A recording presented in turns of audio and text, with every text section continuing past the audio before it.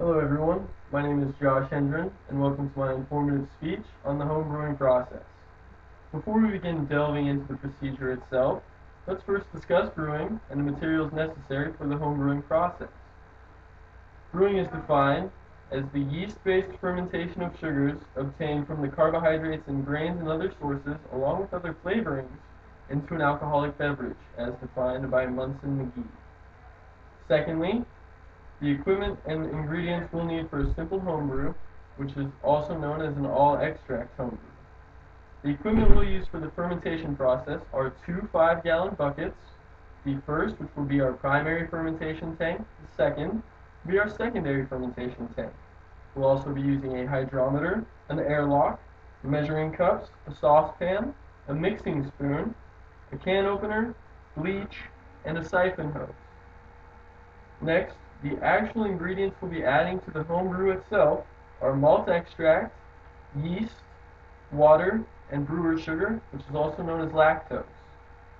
And lastly, for the bottling equipment we'll be using, we'll need empty bottles, a bottle washing brush, bottle caps, a bottle capper, and a bottle filling tube or wand.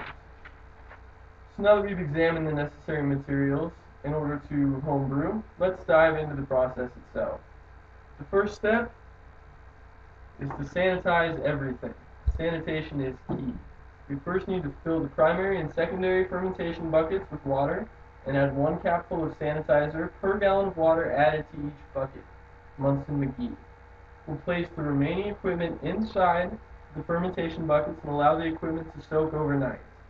Once the equipment is sufficiently sanitized, we'll rinse and clean each piece of equipment with hot water. The second step is to prepare the wort. While wort is not the most foudroyant of terms, wort is simply defined as the concoction of ingredients in the beer prior to fermentation. In order to prepare the wort, we begin by opening the desired number of malt extract cans and place them in warm water in order to increase the liquidity of the malt extract, Munson-McGee. We'll then add 1 gallon of warm water to the primary fermentation bucket and add the required amount of malt extract to the fermentation bucket. We'll measure out the desired amount of brewer's sugar and add that to the fermentation tank as well. Lastly, we'll be adding warm tap water to the primary fermentation tank until the tank's volume holds approximately 5 gallons of ingredients. That's from David Miller. Third step is the primary fermentation of the homebrew. We'll first need to allow the wort to cool to room temperature and measure the specific gravity and the temperature of the wort. We'll then insert the airlock into the primary fermentation bucket lid and add water. We'll then close the lid of the fermentation tank and store it in a cool, dark place somewhere approximately 60 to 70 degrees Fahrenheit until the primary fermentation is complete. The fourth step is that we'll be monitoring the fermentation and recognizing the end of fermentation. It is key not to fall asleep at this point.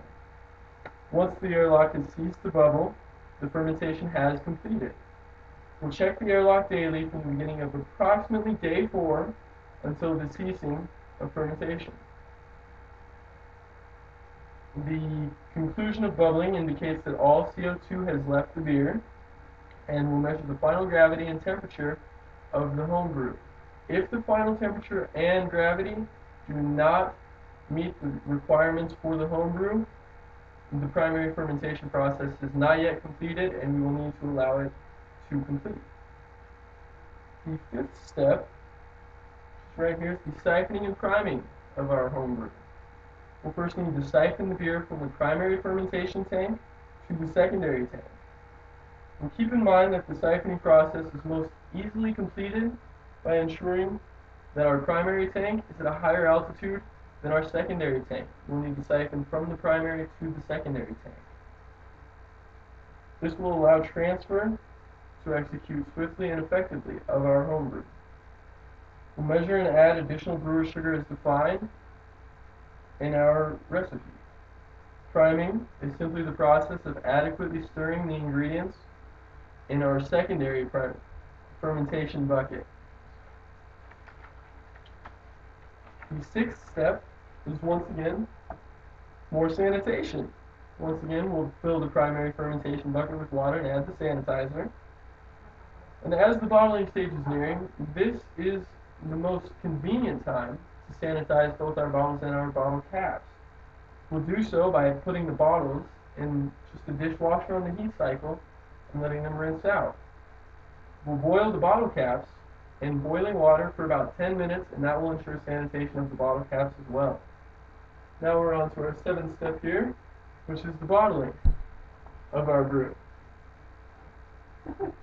Using either a gravity siphon or a bottling wand, simply add the beer from the secondary fermentation bucket to the individual bottles.